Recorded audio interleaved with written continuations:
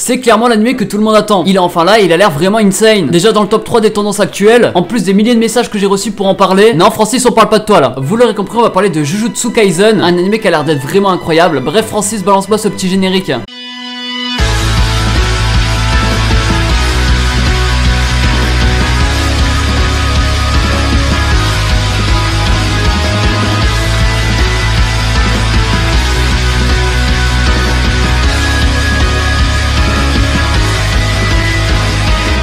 Ok, ça fait quand même pas mal de temps que je vous parle de Genshin Impact. Soyez prêts, c'est le lancement et c'est le moment d'y jouer tout simplement. Si vous savez pas ce que c'est, ce jeu il est disponible sur PlayStation 4, Android, PC, iOS. Papier.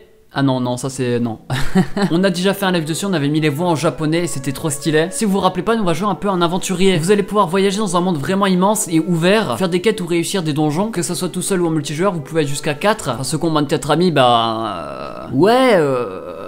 jouer à Genshin Impact, ça c'était la meilleure chute que je pouvais faire hein. À vue personnelle, j'ai vraiment aimé la possibilité de pouvoir contrôler les éléments. En gros, il y en a 7, par exemple pyro, hydro, électro, et vous pourrez faire des combos d'éléments. En plus de ça, c'est pas bien compliqué hein, tout expliqué. Ça veut dire qu'avec un peu d'entraînement, vous pourrez faire des combos de personnages incroyables et le personnage ne fera pas tout quoi, parce que la composition jouera aussi beaucoup. Et c'est ce qui fait la force de Genshin Impact, c'est que tout ça, la composition etc, tout est cohérent. Moi c'est ce qui va me faire kiffer, c'est un peu les théories craft avec les personnages, les compos que je pourrais faire. Mais bref, je vous en parle depuis un bon moment et là il est enfin sorti. Je vous attends donc sur Genshin Impact, disponible sur PlayStation 4, PC, Android et iOS. Et je vous dis bonne vidéo. Allez, salut à tous ces gens, c'est Rush Manga, je vais reparler d'un anime qui est en train de sortir en ce moment. Vous en avez peut-être entendu parler parce qu'il est en train de percer comme jamais. En plus de ça, le premier épisode était juste insane. On va tout miser dessus comme d'habitude. Si t'as aimé la vidéo, tu peux lâcher un petit like, ça fait plaisir et ça aide beaucoup. En commentaire, on va jouer à un petit jeu. Vous allez deviner de quel anime vient cette image. Non, pas celle-ci. Celle-ci comme image, ouais, c'est mieux. Ne trichez pas sur les autres commentaires. Bref, Jujutsu Kaisen, ça parle de quoi? Nous on suit un personnage qui est le personnage principal. Je sais plus trop comment il s'appelle, mais en tout cas, c'est un boss. Le mec sur toutes les épreuves physiques, etc., il est clairement au-dessus les autres. Et son grand-père lui dit avant de mourir, abonne-toi à Rush Manga. Enfin, à quelques mots près quoi.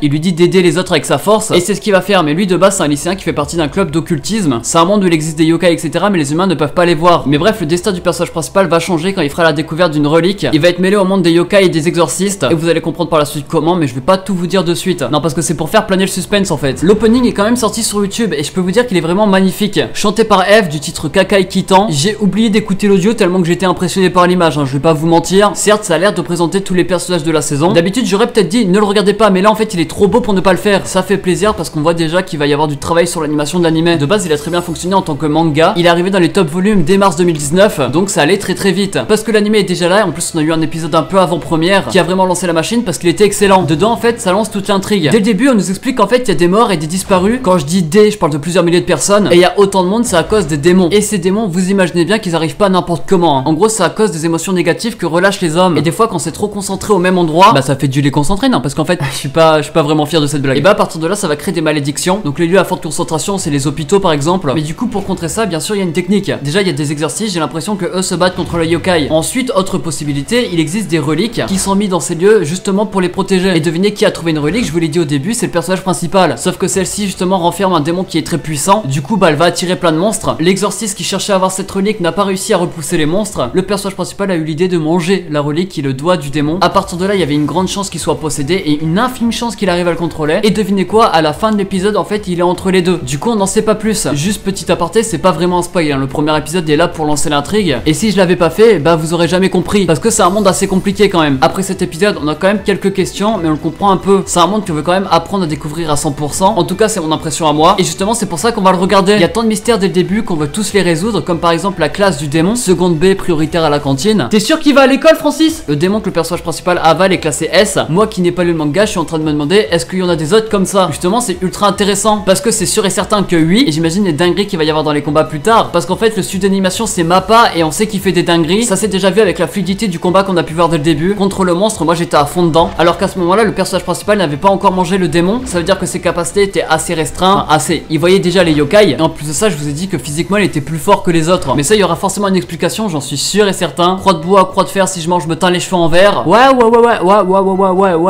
Ouais, non, non.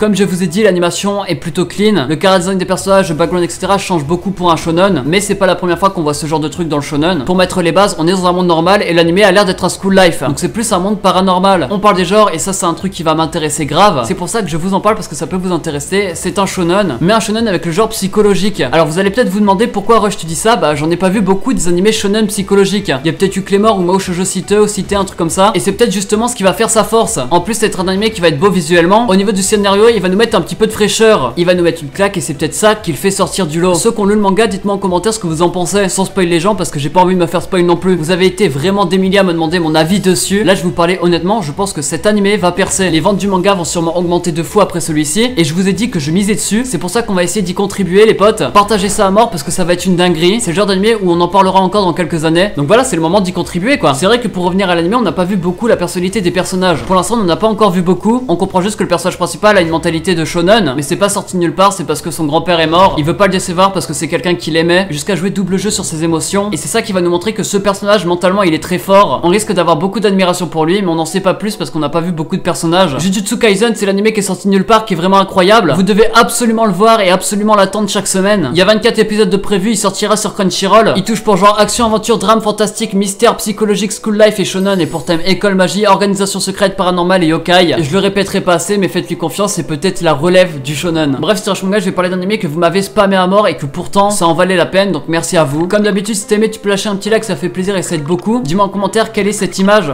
Non, celle-ci finalement. Oh là là, ça fait 2 fois que je fais la même blague. Et moi je te dis bon visionnage avec cet anime, c'était Rush Manga. Allez, on se retrouve dimanche prochain. Allez, ciao, bye bye. Mais n'oubliez pas que c'est grâce à vous que la communauté manga anime s'agrandit de jour en jour. Eh ouais, ça fait plaisir.